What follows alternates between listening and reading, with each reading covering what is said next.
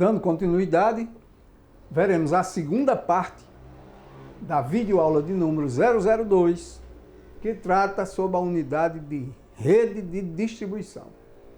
Bom, então agora, visto a determinação da vazão, né, máxima horária que vai ocorrer naquela cidade, aí a gente vai começar a definir a rede para calcular, para dimensionar essa tubulação, né? Rede de distribuição. Por definição da norma, é o conjunto de tubulações e suas partes acessórias destinadas a colocar água a ser distribuída à disposição dos consumidores, de forma contínua e em pontos tão próximos quanto possível de suas necessidades.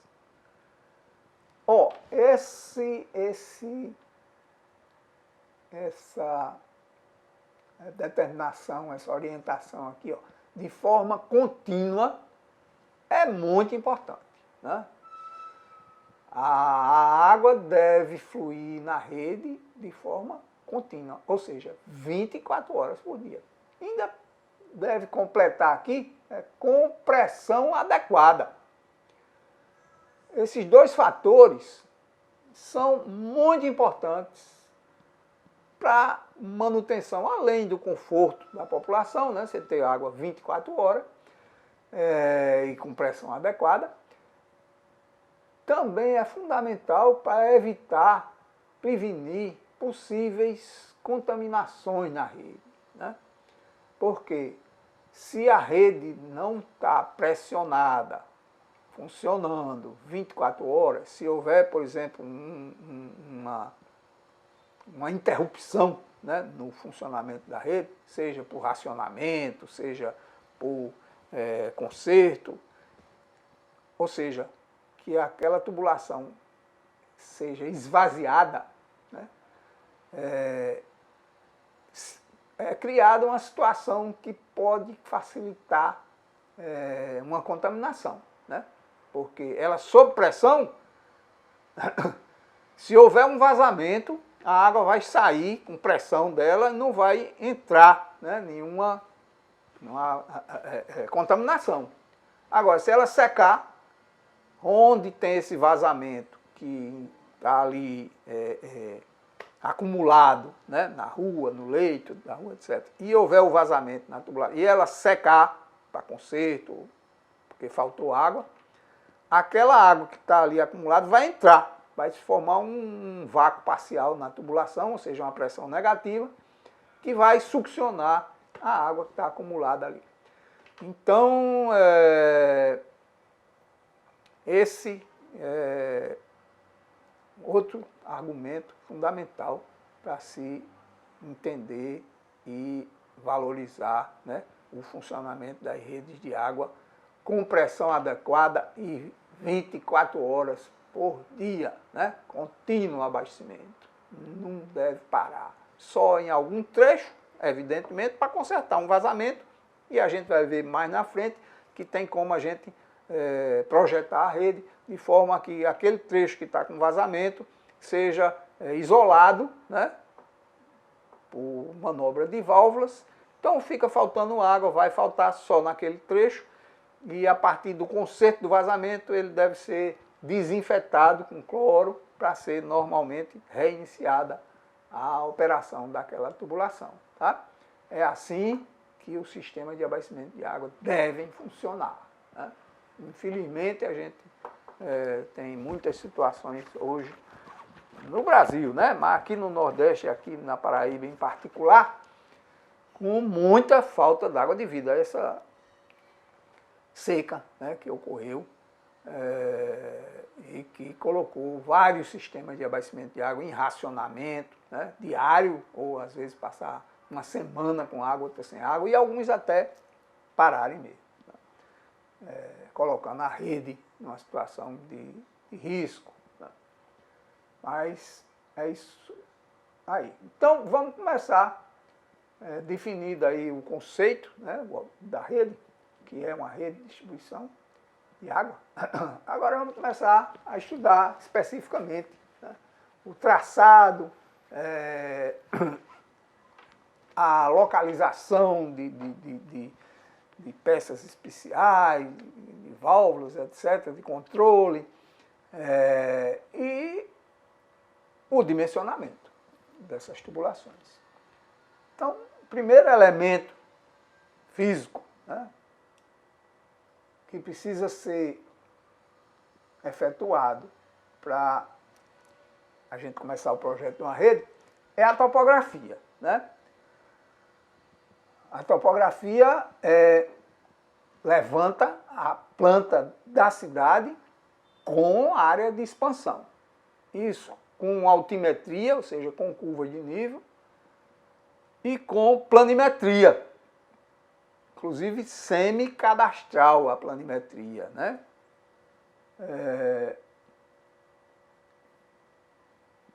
Como a gente fala, né, mostra aí no slide, a semi-cadastral, com indicação dos lotes, no semi-cadastro, na topografia que vai fazer o semi-cadastro da cidade, né, da área de expansão, não há necessidade de levantar o perímetro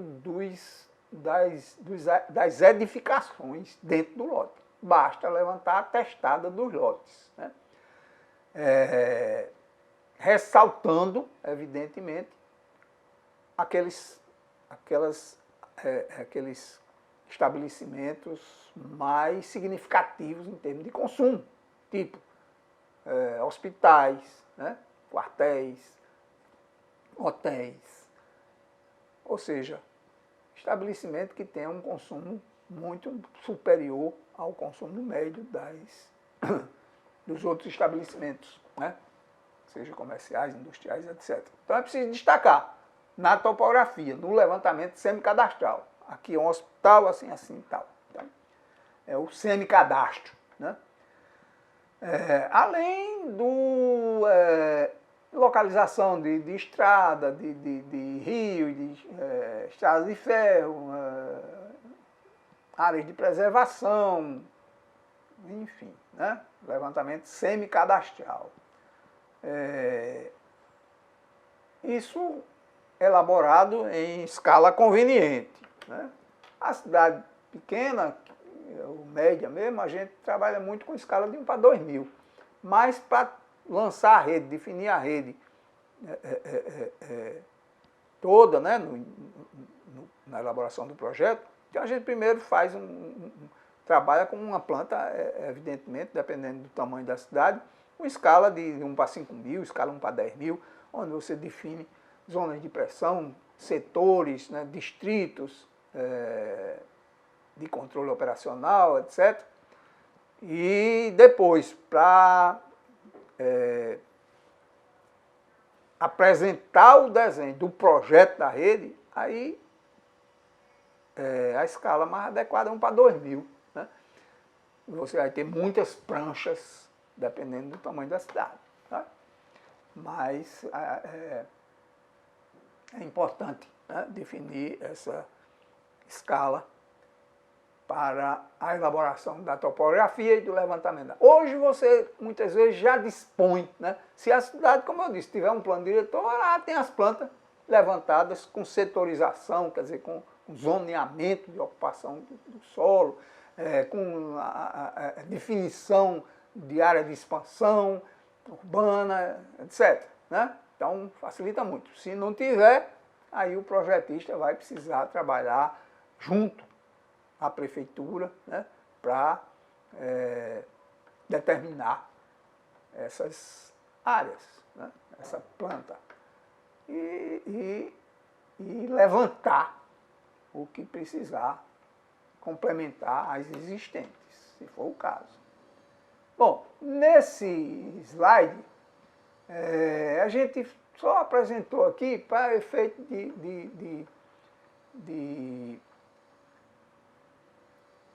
conhecimento assim inicial, né, dos tipos de tubulações usados em redes de abastecimento de água. Mais na frente a gente vai falar um pouco melhor sobre isso, mas já para se ter uma ideia, né, da variação dessas tubulações, conexões, né, até bomba, né, estou aqui, que pode ser usado na rede, né, em alguns casos específicos, mas pode, né, para aumentar a pressão, para subir, para atender uma área que se desenvolveu acima da conta, né, atendida pelo reservatório. Então se bota booster, né, bombas instaladas na rede para aumentar a pressão.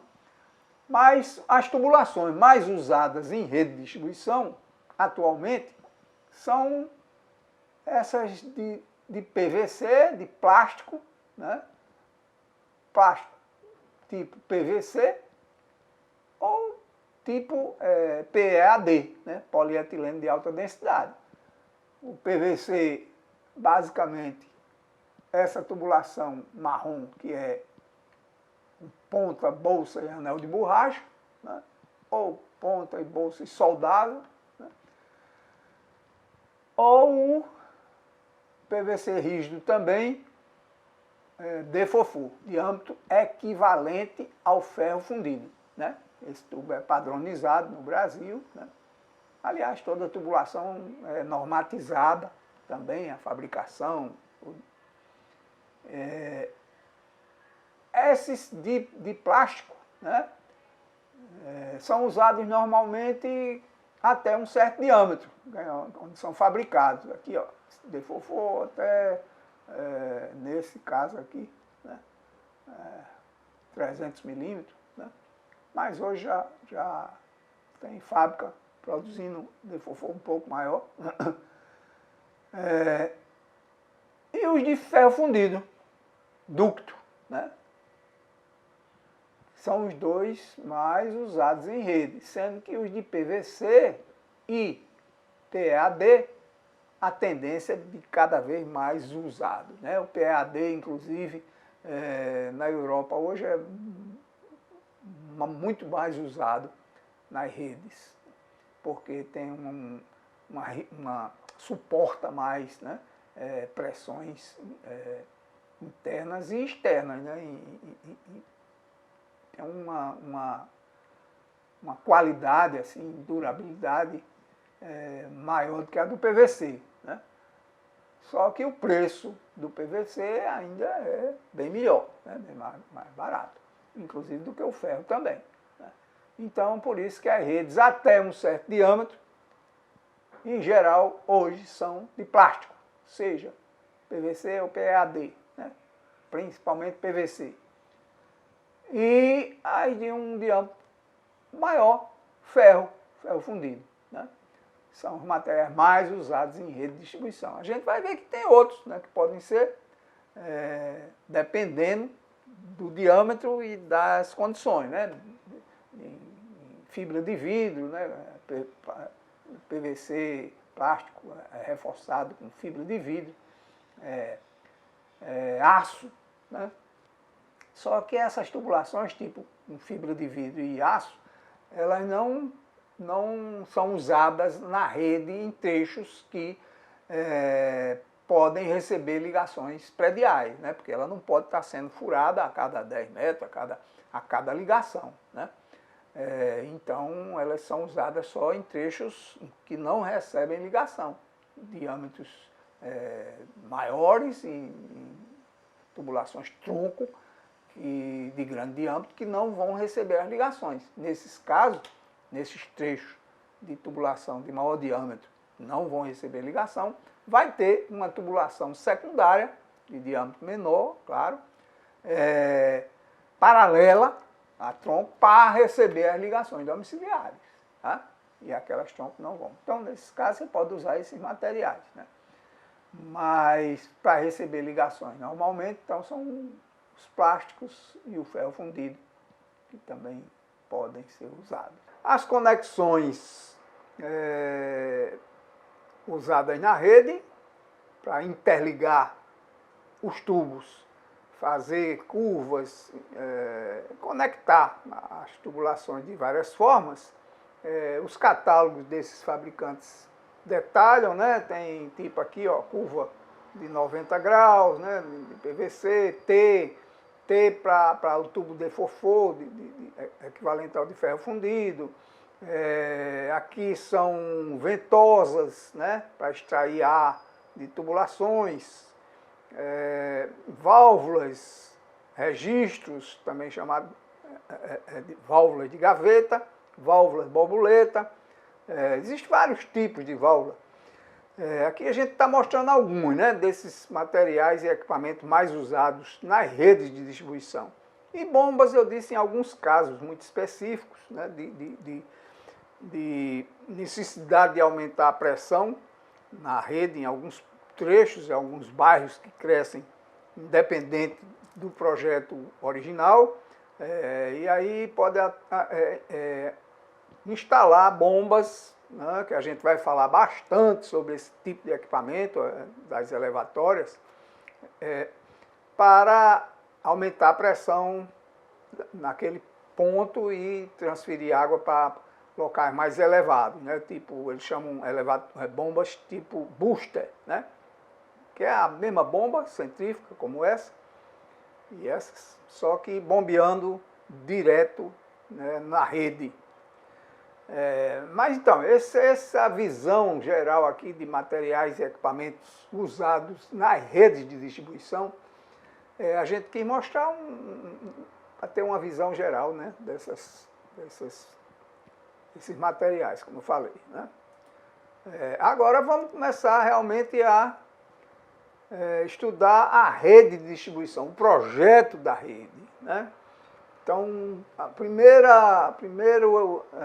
material, primeiro desenho que a gente tem que pegar, primeiro levantamento que a gente precisa para começar a projetar a rede de distribuição é a planta da cidade, né? A planta da cidade, tanto do perímetro urbano como da área de expansão. Nesse caso aqui, a gente está mostrando o exemplo de uma planta de uma pequena cidade do interior aqui da Paraíba, que teve o seu plano diretor recentemente elaborado.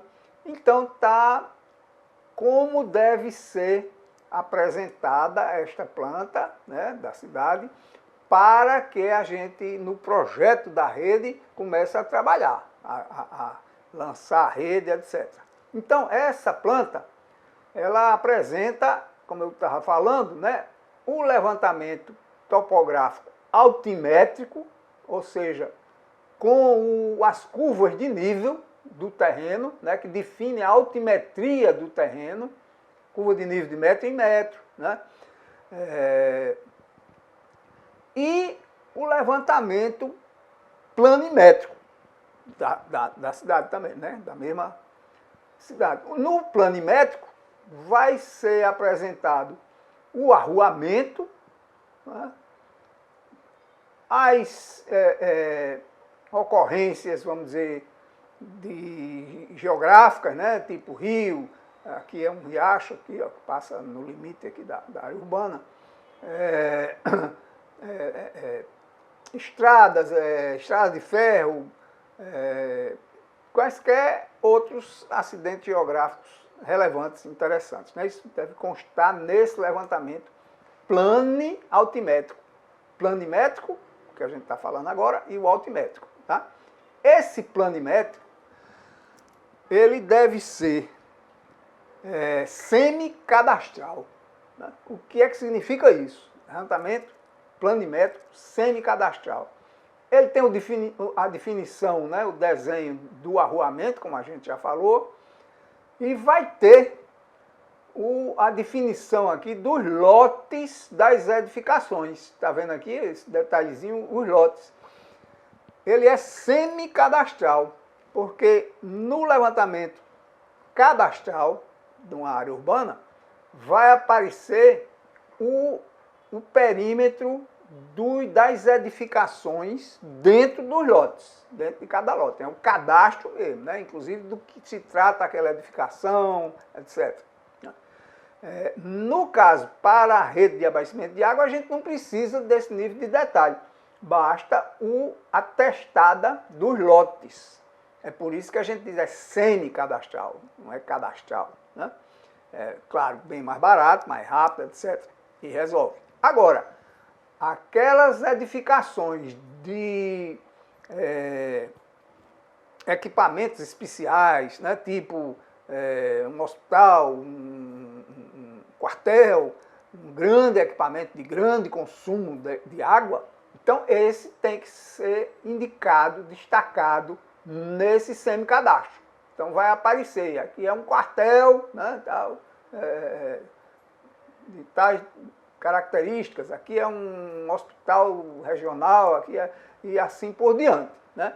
E esses equipamentos importantes do ponto de vista de consumo de água são destacados nessa planta.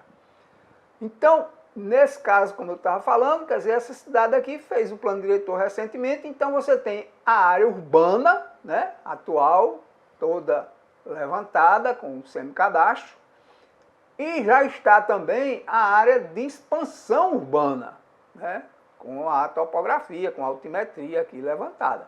O perímetro definido na prefeitura, o perímetro urbano futuro, que engloba a área urbana atual, e a de expansão, é fundamental para definir a rede de distribuição, porque a rede vai atender a área urbana atual e a de expansão, como a gente já falou quando estudou crescimento populacional, né? Essa outra planta aqui da mesma cidade, né, do mesmo plano diretor daquela cidade, a cidade de Serraria, aqui no Brejo Paraibano. Então, o plano diretor já coloca o zoneamento para uso e ocupação do solo. Estão vendo aqui em cores diferentes, né? A zona urbana central, a zona urbana periférica, a zona urbana de expansão, as zonas urbanas especiais, tipo de interesse social, preservação e proteção ambiental, implantação de grandes equipamentos, como eu falei, aqueles grandes equipamentos, né, pode ser indústria, hospitais, etc. E a área de preservação permanente. Então, esse zoneamento feito no plano diretor é o ideal, é o certo, né? Se não houver plano diretor naquela cidade, não houver esse zoneamento, essas limitações de área de expansão, etc., o projetista vai precisar fazer. E aí ele tem que entrar em contato com a prefeitura, né, e procurar uma forma de, em conjunto, definir pelo menos essas grandes zonas de ocupação e uso do solo. Por quê? A partir dessa definição, com aquela população futura já determinada, né, a gente vai pegar aquela população futura e distribuir nessas diferentes zonas, de acordo com as taxas de ocupação previstas para cada uma dessas zonas, né? Zona urbana central, a taxa de ocupação é maior normalmente. Então, de acordo com essas taxas de ocupação definidas no plano diretor ou pela prefeitura, ou se não tiverem, o projetista vai precisar definir, ele vai distribuir aquela população futura naquelas diferentes zonas, né? E essa planta daqui é a que contempla o sistema viário, incluindo aqui o arruamento das áreas de expansão urbana, tá? Então aqui já estão definidas as ruas futuras para ocupação pela parcela da população urbana futura que vai ocupar essa área. Porque a população urbana futura, que a gente já calculou anteriormente, uma parte dela, a maior parte, vai ocupar a zona urbana atual, que tem espaços vazios e tem as edificações que vão verticalizar, né? Vão adensar mais a área urbana atual. A diferença, aquela parcela da população urbana futura que não vai ocupar a zona urbana atual, vem para as áreas de expansão que já estão definidas aqui, né, com o arruamento. Se não houver essa definição, o projetista do sistema, da rede de distribuição, pode deixar vazões concentradas, né, em alguns pontos, para atender essas regiões onde provavelmente vão ocorrer as expansões urbanas, se ele não puder já definir o arruamento futuro dessas áreas. Às vezes, muitas vezes, né, já existe, tramitando na prefeitura, loteamentos que ainda vão ser aprovados e implantados.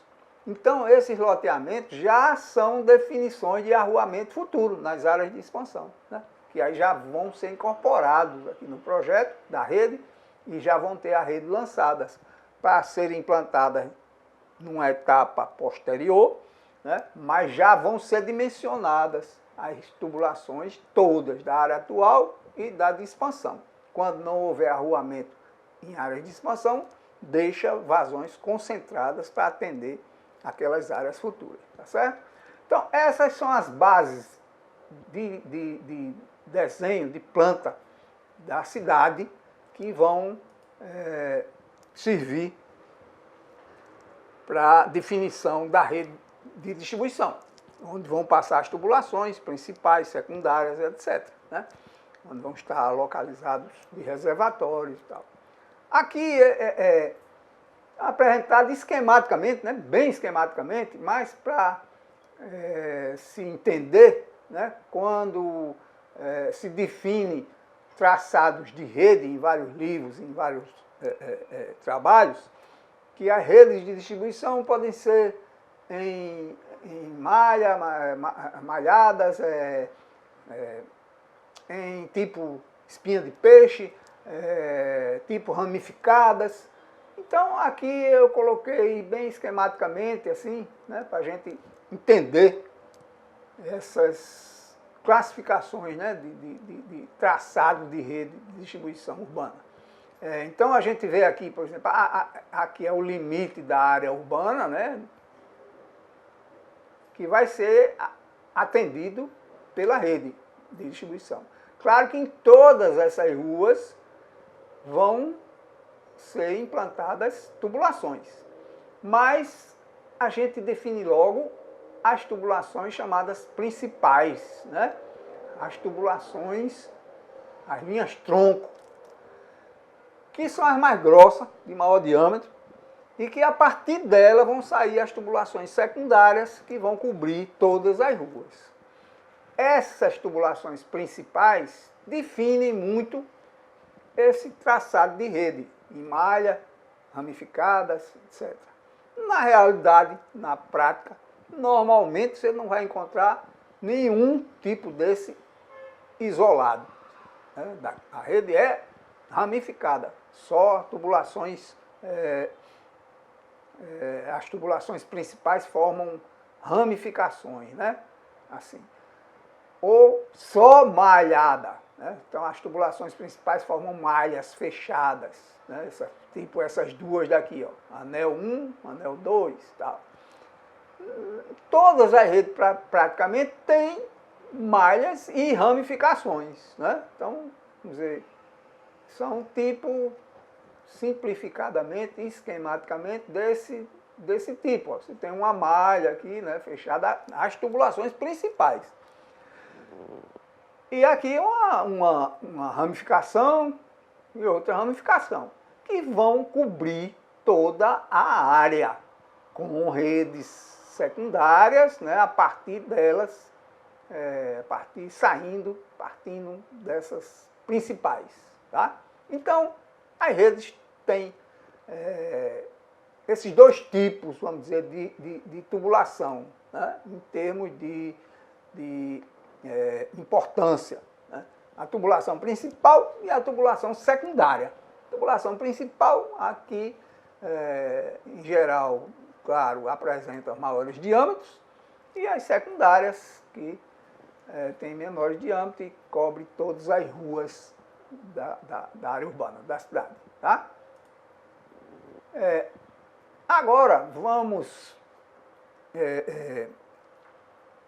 conversar um pouco, né? Vou ler um pouco que eu digo é porque eu não vou ler todas as linhas, porque é muita coisa, das recomendações da ABNT, né? Da norma, como a gente já falou, 12218, que é de projeto de rede de distribuição de água. Então, essa norma precisa ser bem estudada, né, por quem for elaborar um projeto de rede de distribuição. Mas é evidente que ela tem muitos detalhes, né, que não adianta a gente estar tentando ler e levantar alguma discussão sobre elas, porque são detalhes assim que são autoexplicativos, né, e que é importante apenas a gente mostrar de uma maneira geral, né? Então, as atividades necessárias para o desenvolvimento do projeto, por exemplo, né, relacionadas às principais, eu coloquei aqui, transcrevi da norma, né? Isso é cópia. Delimitar a área total a ser abastecida, aquilo que a gente já falou, né? Definir as demandas também. Analisar as instalações do sistema existente. Delimitar a setorização operacional, como área de influência do reservatório, distritos de medição e controle, setores de manobra, definir e traçar os condutos principais e secundários. Observar na topografia os trechos de cota mais alta e as de cota mais baixa, pois aí... Então aí vai ocorrer uma pressão máxima, sem fluxo, sem perda na rede, né? Então a pressão é a máxima que pode ocorrer, é a máxima estática. 40 metros de coluna d'água, podendo chegar a 50. E a dinâmica é a mínima que a norma determina, que é de 100 kPa ou 10 metros de coluna d'água, né? Em qualquer ponto da rede. No ponto mais desfavorável, a água deve chegar lá na frente da residência ou da edificação com, no mínimo, 10 metros de coluna d'água de pressão, que seria suficiente para atender, né, uma residência ou uma edificação de um nível de um primeiro andar, né, com folga e tal, para subir para uma caixa d'água superior, direto. E manter aquela pressão que a gente falou anteriormente, né, que garante a estanqueidade, garante a não entrada de nenhum contaminante na rede, porque ela vai estar sempre com uma pressão maior do que a pressão externa, né, que é a pressão atmosférica que está atuando fora da tubulação. Então, se houver algum vazamento naquela rede, a água vai jorrar dela, sair dela com pressão, no mínimo com essa pressão aí, nesse ponto mais desfavorável de 10 metros. E impedindo com isso que haja entrada, ingresso na tubulação de algum contaminante, né, que esteja acumulado ali fora na área onde estiver havendo vazamento, na rua, etc. Então, essas são as limitações em termos de pressão da norma. Daí porque aquela divisão da área que vai ser abastecida pelo reservatório precisa ser analisada em termos de limitação dessas pressões, né? Pela topografia, preliminarmente, você já se analisa e verifica se precisa dividir aquela rede, aquela área da cidade, em sub-áreas que tenham pressões que vão atingir esses limites no máximo, né? E aí, cada uma dessas áreas de pressão determinada vai ser atendida por um reservatório especificamente, né? Para manter esse limite aí de pressões que a gente acabou de mostrar, né? Não ter problema de ocorrerem pressões fora desses níveis aí determinado pela norma. Então, aquele zoneamento de pressão é fundamental, né? Em cima da planta topográfica, com altimetria da área urbana, que a gente mostrou, né? Outro ponto importante para o dimensionamento da rede, que a norma também valoriza, né, e recomenda, é que a rede deve ser dotada de hidrantes, né, com um equipamento fundamental para combate a incêndio, né. Porém, como a gente viu quando estudou o reservatório, os reservatórios das redes de distribuição no Brasil não contemplam volumes específicos para combate a incêndio. Então, os nossos reservatórios não são dimensionados para combate a incêndio na cidade, né? Isso porque, tradicionalmente, a ocorrência de incêndio não é tão significativa. Porém, a rede precisa ser dotada de hidrante, né, onde o bombeiro pode abastecer o seu caminhão, né, e efetivar o combate a incêndio, né? Ou, se for mais próximo do local do incêndio, ligar a mangueira até diretamente, se for na frente, etc.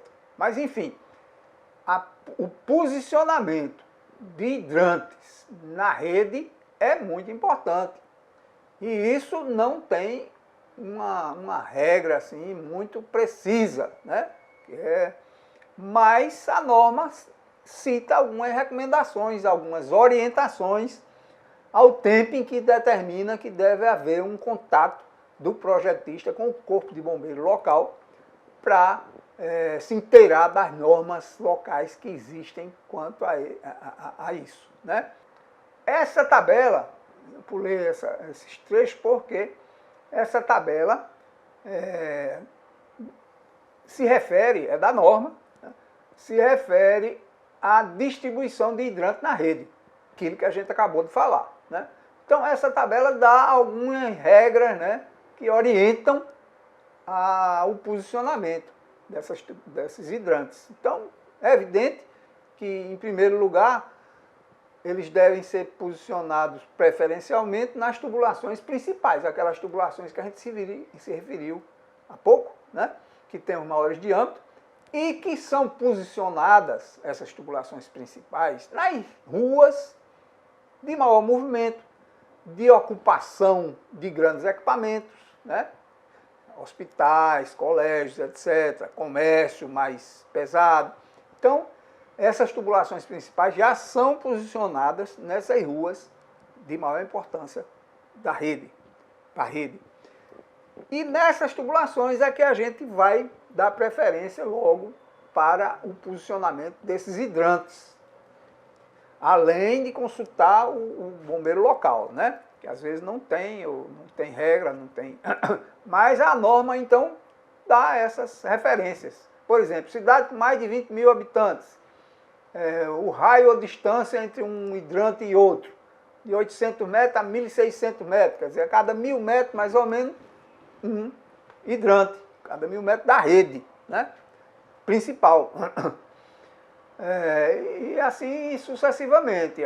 Ocupações especiais nessas áreas de hospital, presídio, shopping, área com alto adensamento vertical, escola, museu, deve posicionar o hidrante também, né? E aí, na ocorrência de um hidrante desse, o órgão operador da rede vai garantir, né? Deve procurar garantir operacionalmente, através de manobra, de válvulas, etc., o escoamento daquele fluxo naquela tubulação onde está o hidrante mais próximo do ponto da ocorrência de incêndio, no caso, tá? Então, essas são as orientações do ponto de vista de hidrante. E com relação a esses distritos de medição e controle operacional, que a norma também se refere, o que são, né? e como são importantes, né? Distrito de medição e controle. Isso eu estou lendo novamente da norma. Deve-se incorporar na concepção da rede a delimitação de distritos de medição e controle, considerando as condições topológicas e operacionais da rede. O que é que ele está dizendo com isso aí? A rede deve ser subdividida em áreas que vão ter preferencialmente o abastecimento através de um ponto só. E nesse ponto vai ser instalado uma estação pitométrica, um macromedidor, né, de vazão, um medidor de pressão, para monitorar aquele distrito, aquela subárea da rede. Então, com esses distritos operacionais, você consegue ter um controle, um monitoramento contínuo do funcionamento daquela rede. Vendo onde é que tem as pressões maiores, onde é que estão ocorrendo maiores pressões, onde é que está ocorrendo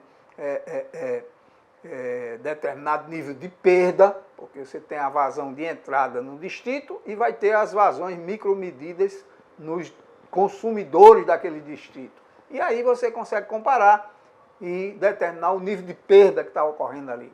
Então, esses distritos de controle e medição, né, são importantíssimos para isso, né, para você controlar de fato as redes de distribuição. Inclusive, poder isolar trechos da rede nesses distritos, nessas áreas, se ocorre um vazamento num determinado trecho da rede naquele distrito. Então, a área de controle e de manobra de válvulas, ela tem condição de isolar aquele trecho ou uma área pequena ao redor daquele trecho, de tal forma que fecha aquela área e a condição de se consertar aquele vazamento naquela área, aquele problema que está ocorrendo, enquanto que o restante da área do distrito toda fica abastecida normalmente, enquanto você fica parada a rede só naquela área onde está ocorrendo o vazamento e o conserto. Tá? Daí a importância dessa determinação, delimitação dos distritos de manobra e controle operacional. Né? O distrito deve ser equipado com medidores de vazão em todas as entradas e saídas. O ideal é que cada distrito tenha uma entrada e saída, né? Mas pode ter mais de uma. E aí, em cada uma entrada dessa, você tem que instalar esses controles, né? Essa macromedição, pressão, etc. Então, fica um controle mais, vamos dizer, mais amplo, mais trabalhoso, né? Quando tendo um só ponto de entrada e controle para cada distrito,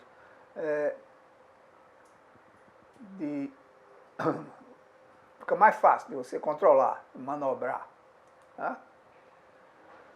Recomenda-se cada setor de manobra abranja uma área que apresenta uma das características abaixo. Então, são regras aí que precisa o projetista ler para poder delimitar na rede esses setores de manobra. Né? Depois de feito o projeto, setores em que ele vai isolar com a instalação de válvulas, né, de registros. Então, ele diz a norma de máximo de 500 ligações. Cada uma área com até 500 ligações deve ser tratada como um setor de manobra específico, né, que pode ser isolado com a manobra de válvula para efetuar um conserto, uma ampliação, uma troca de tubulação, etc. Tá? Sem atingir o restante da área, o setor de manobra.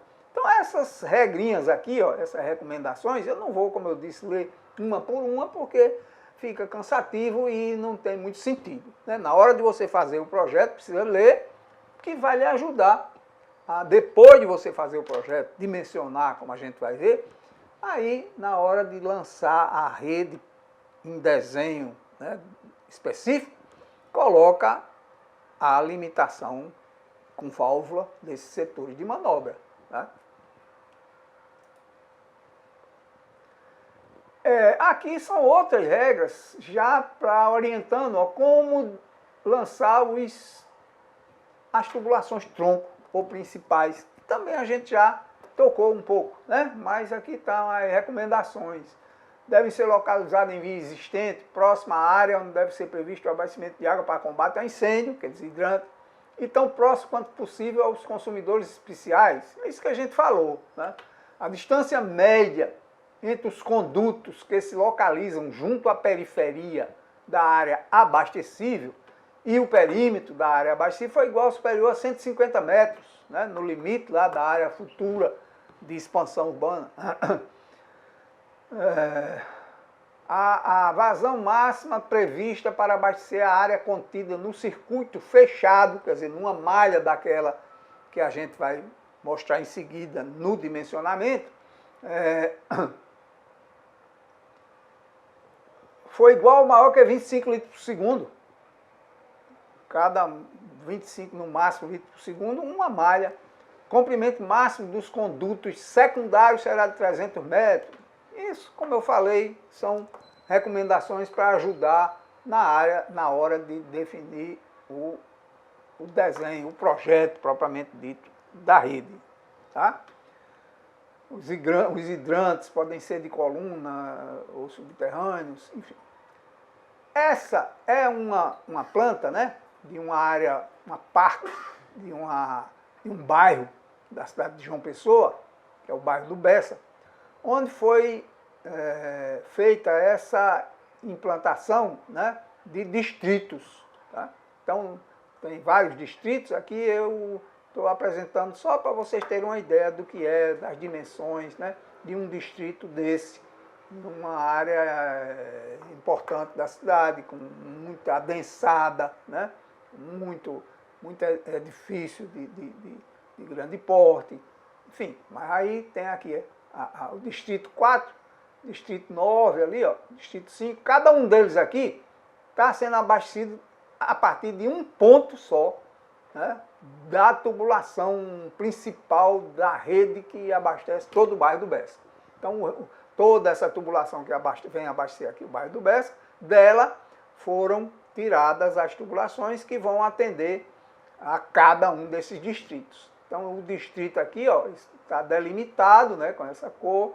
Então, tem as tubulações aí, que não é o caso a gente tá se referindo, é só para mostrar, né, para vocês, né, um diâmetro e extensão das tubulações principais de cada distrito. Cada distrito desse aqui está formado por mais de uma malha, mais de um anel, né, de distribuição, com as tubulações principais. Enquanto que as demais ruas vão ser atendidas pelas tubulações secundárias de pequeno diâmetro, normalmente 50 milímetros de diâmetro só, né, a partir dessas tubulações principais que estão formando os anéis do distrito.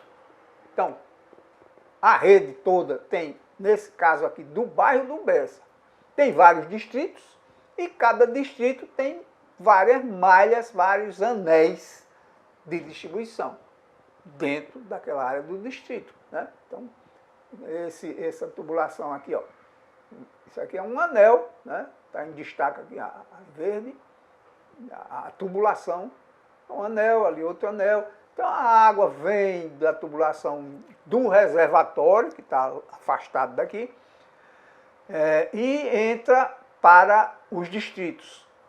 Em cada distrito, vamos dizer, como esse daqui, há uma ligação dessa tubulação que vem do reservatório, a tubulação tronco, para atender aquele distrito. E essa tubulação vai ser interligada com as malhas, com os anéis de cada distrito. E cada anel desse vai ser formado por tubulações principais e a partir dessas vai ser dimensionado o anel, né, no método que a gente vai ver em seguida, dimensiona esses anéis, né, que vão, por sua vez, alimentar as tubulações secundárias de menor diâmetro e que não são, em geral, dimensionadas de per si. Você dimensiona a malha, o anel, cobrindo toda a área. E a partir dele sai a tubulação secundária, né? Isso é para dar uma ideia, né? Esse mesmo distrito 4 que está destacado ali, naquele bairro, a gente apresentou aqui uma planta que traz os detalhes, né, das conexões em cada nó, em cada cruzamento de tubulações dentro daqueles distritos, né, da rede propriamente dita. Então, cada cruzamento, finalização de rede, é feito em destaque, né, o esquema ilustrativo das conexões, válvulas, etc., que interligam essas tubulações, né, com a relação de cada uma das conexões que compõem esse nó, vamos dizer aqui, né. Aqui, nesse primeiro, tem um T, né, de junta elástica, diâmetro de 350 milímetros, né, por 350. Então tem um T aqui, ó, de 350 por 350 milímetros, para poder comprar, relacionar, orçar, etc., né. Tem um registro chato de junta elástica com diâmetro de 350, né, que é o registro, o B, né, aqui, ó, no esquema aqui é um X, aqui é o registro, né. Esse retângulo aí, P, é uma caixa de concreto, né, de alvenaria revestida ou de concreto mesmo, denominada de estação pitométrica. É um tanque, né, fechado, que tem no seu interior um dispositivo ou uma conexão para ligar um dispositivo de macromedição de vazão, né? Então, nessa caixa vai ficar praticamente um medidor de vazão e um de pressão. Então, a estação pitométrica ela vai ter condições de aferir, de monitorar a vazão e a pressão que está ocorrendo naquela entrada daquele distrito, naquele ponto, continuamente, se você instalar lá o equipamento de funcionamento contínuo, com registrador automático, enfim, e periodicamente com o técnico fazer a medição naquela hora, né, da vazão que está ocorrendo ali, que está entrando no distrito, e respectiva pressão. A partir daí, registrados esses valores e comparados no escritório, com as vazões, com os consumos de água no interior do distrito, né, nas residências, comércio, etc., determinar o nível de perda, porque a vazão que está entrando total está medida aí. E a que está ocorrendo dentro daquele distrito está sendo medida em cada medidor de cada casa, de cada consumidor, né? Então, somados aqueles, devem dar próximo à vazão global que está entrando, além das perdas, né? E aí sim a gente vai ver o nível de perda que está ocorrendo lá dentro, né? As vazões de entrada dos consumidores, mais as perdas, necessariamente vão totalizar a vazão de entrada do distrito. Então, essas estações pitométricas, a formação, o desenho, o projeto dos distritos, como a norma determina, e os setores de manobra, são fundamentais hoje para a operação e controle de rede de distribuição de água, tá? Aqui a gente está relacionando, né, os materiais de tubulações e conexões mais usados, né, nas redes aqui no Brasil, basicamente. Que a gente já falou lá em cima, mostrou os catálogos especificamente. Aqui a gente coloca no texto, né, PVC de linha soldável, PVC de linha de anel de borracha, né, o PBA, e vinil fé, que é esse diâmetro equivalente ao de ferro fundido. PVC também, azul normalmente, padronizado, e que são fabricados com uma determinada padronização, tá? de fosfor. Os de ferro fundido dúctil, revestidos internamente com argamassa de cimento e areia, né? Os de aço, que só são utilizados na rede, se tiverem grandes diâmetros e que não vão receber ligações prediais, né? Tubulações, troncos, que apenas deslocam a água de um ponto para outro, mas que não atendem a ligações, porque não podem estar sendo perfurados, né? A cada 10, 15 metros para receber uma ligação predial. Da mesma forma que os de fibra de vidro, né? PVC revestido, reforçado com fibra de vidro.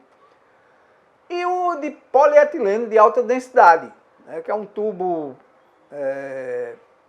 bem mais forte, né? Resiste a maiores pressões, inclusive pancadas, né? Do que o PVC, que é mais rígido. Ele tem uma flexibilidade maior. É um tubo de muita qualidade, muito usado hoje no mundo desenvolvido, né? A Europa está muito usando esse tubo de PEAD, polietileno de alta densidade. Aqui a gente tem e usa, mas com menos frequência, principalmente por causa de preço, né? O custo dele é bem maior do que o de PVC rígido, tá? Mas são as tubulações mais usadas nas redes de distribuição. Hoje, aqui no Brasil, na grande maioria dos casos, PVC. Seja o PBA ou o vinil ferro, o DFOFO, né? E os de ferro fundido para os diâmetros maiores das redes também, né? São os mais utilizados. Aqui tem uma fotografiazinha que eu retirei de acho que do manual da FUNASA, né? Mas que é uma tubulação de rede de distribuição, ó, em PVC, né? Dentro da vala. A vala ainda vai ser aterrada, mas para vocês terem uma ideia de como é a rede de distribuição. A grande maioria da tubulação é de pequeno diâmetro, né? Que é aquela secundária. As tubulações de maior diâmetro são as principais, que formam os anéis, as malhas, as tubulações, as linhas tronco, né? São em menor número, apesar de que a partir delas é que essas secundárias são alimentadas, né? E aqui um corte esquemático, né? Mostrando a ligação predial, a instalação da ligação da rede de distribuição, o cano aqui, ó, cortado, né, seccionado verticalmente. Aqui a rua, né, o pavimento. Ó. Aqui está a tubulação enterrada, como essa, né, da foto, vai estar aqui, passando. E dela sai a tubulação mais fina para atender o consumidor predial, passando antes aqui por um medidor, um micromedidor, né? Normalmente é chamado de hidrômetro, e fica instalado dessa forma, mas em cada operadora define um esquema próprio para a instalação do seu tipo de hidrômetro, em cavalete, né? Assim, em caixas específicas, do lado de fora na calçada, dentro da edificação já, enfim, é a ligação predial. Então, a rede de distribuição, né, e a ligação predial, saindo da rede e atendendo a residência. Tá? Faremos agora uma pausa, concluindo esta segunda parte da videoaula de número 002, que trata sobre a unidade de rede de distribuição. Continuaremos com a terceira parte deste assunto na próxima apresentação.